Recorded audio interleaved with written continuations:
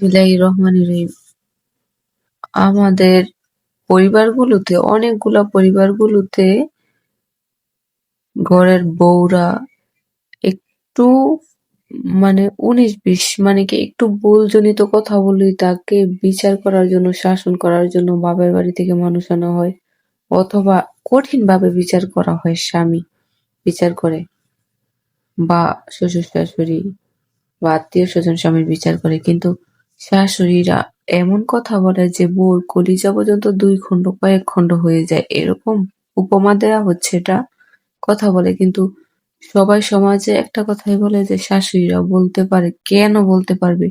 এ ধরনের সমাজের উস্কানিমূলক কথার কারণে সমাজ থেকে শাশুড়িরা বউদের উপর অত্যাচার এখনো ভালোভাবে মুছে যায়নি। বউরা শুধু অন্যায় সহ্য করে যাচ্ছে আর শাশুড়িরা এ ধরনের কথা বলেই যাচ্ছে শুধু অন্ধকার সমাজের জন্য।